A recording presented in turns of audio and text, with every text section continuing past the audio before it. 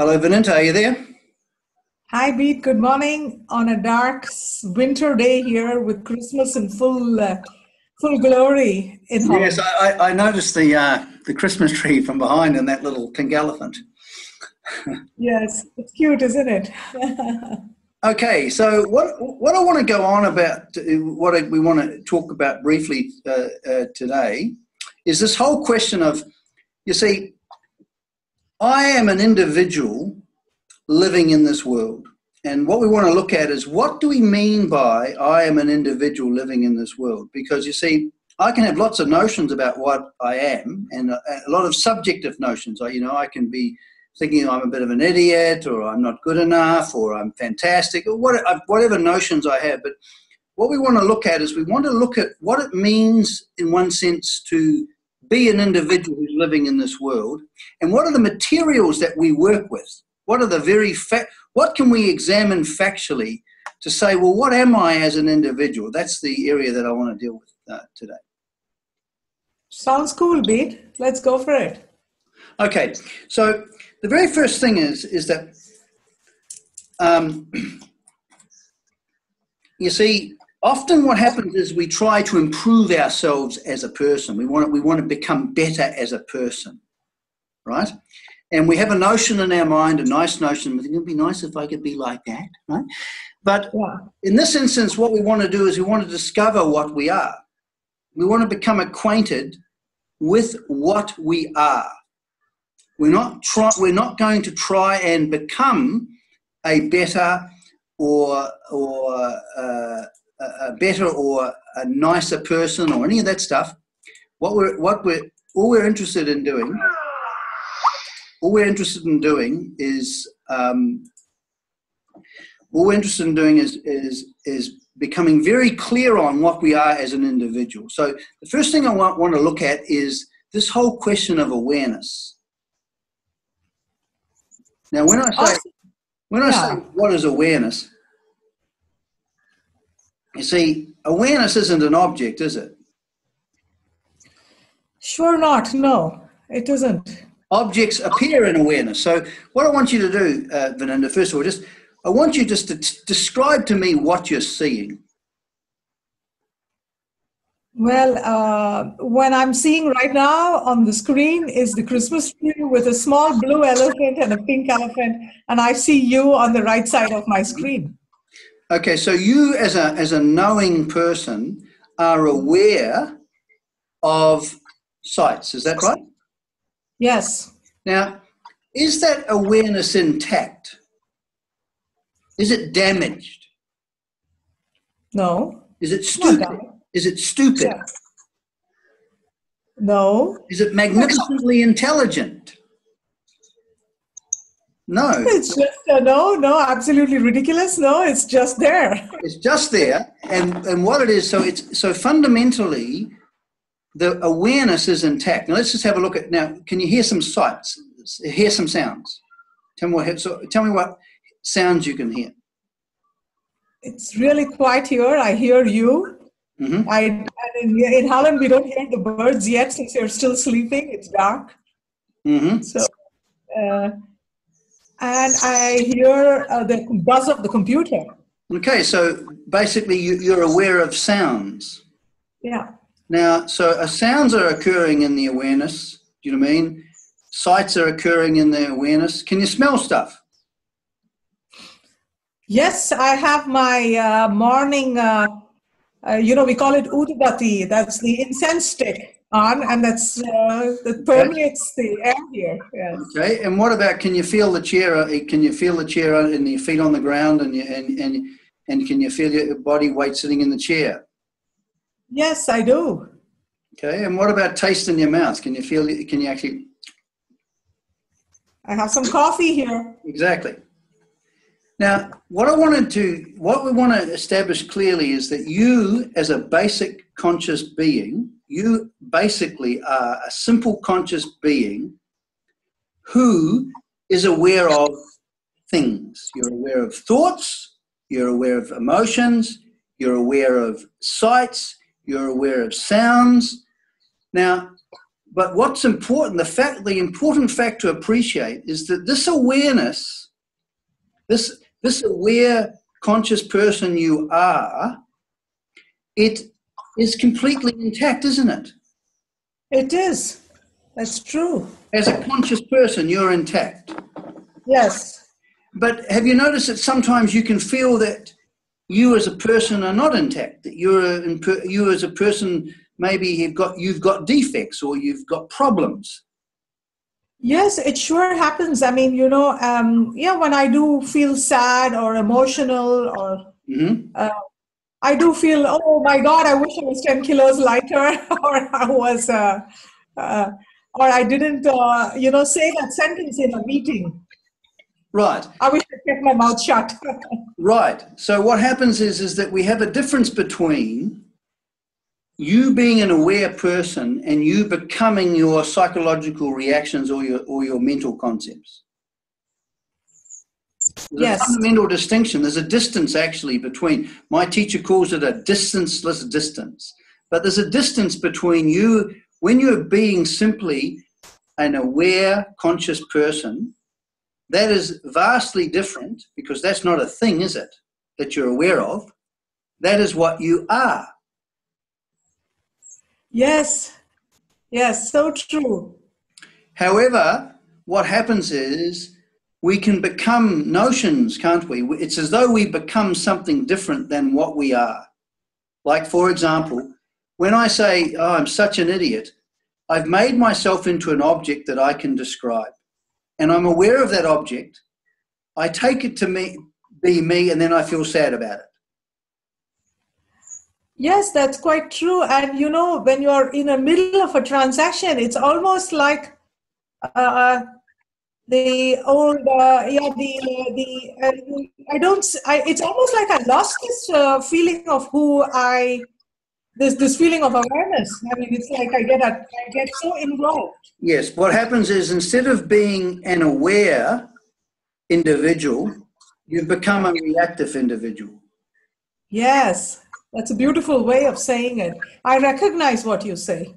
Yeah, there's a fundamental distinction, and it's very, very important to understand, because you see, when we talk about this whole thing of the practice of Vedanta, what we're looking at is becoming more and more ourselves, becoming aware of being what it means to be myself.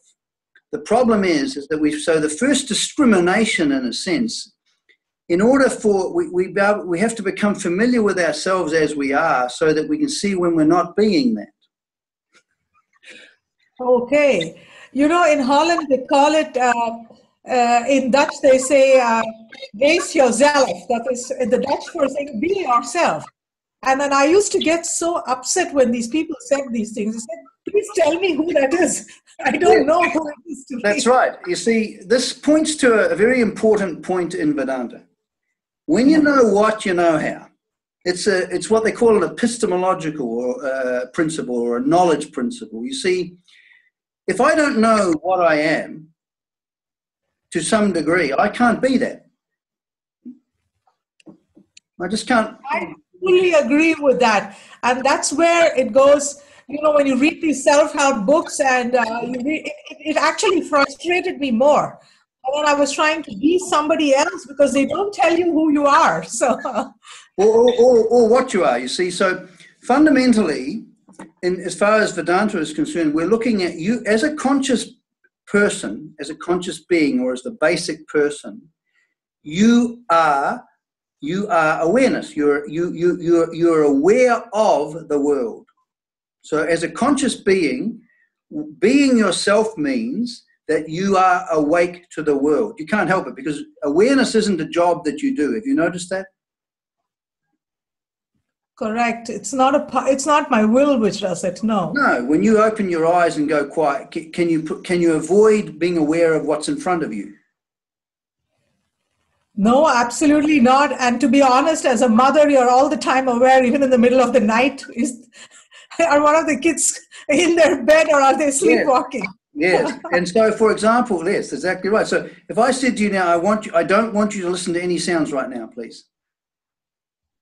Impossible. Impossible. So basically, simply being aware, being awake to the, see, the principle is that by being yourself, you're awake to the moment. This is not a practice.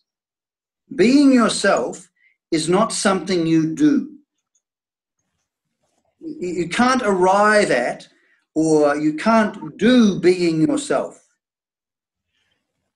I know it's so correct what you're saying, but it doesn't prevent me from trying to do something to become happier. Yes, but you see, what happens is as we'll see, is that the problem is that when we are fully being ourselves, just simply being ourselves as a conscious being, when we are simply aware, we're being ourselves, and because we're being ourselves, we're awake to the moment.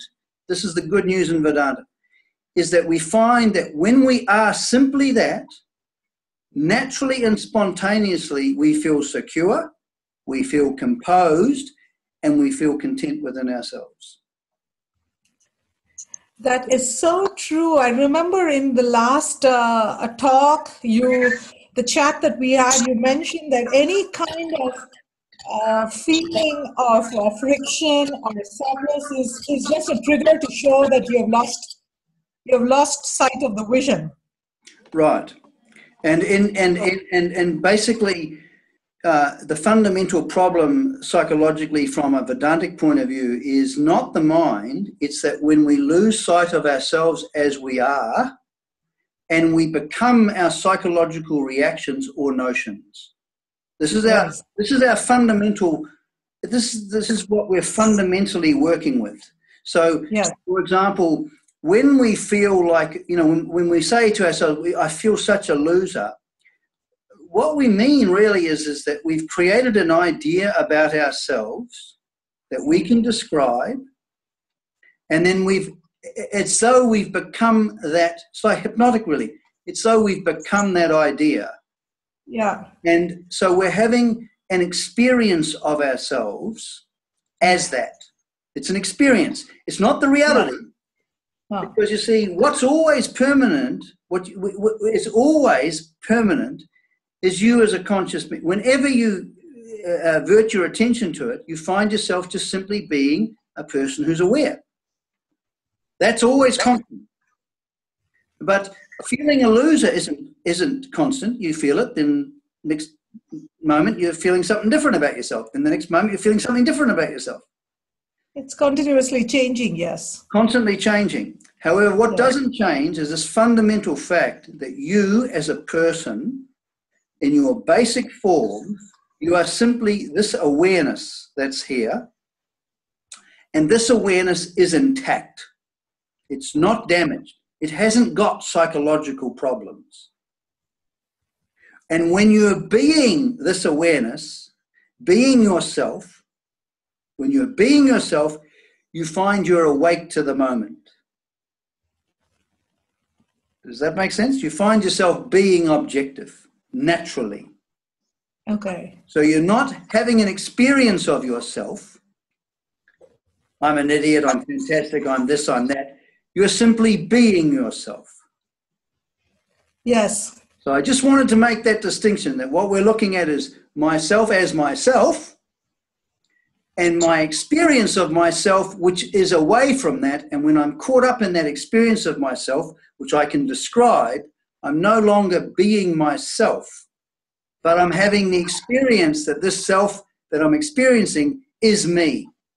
And fundamentally, when we're looking at it from a Vedantic point of view, this is the fundamental problem.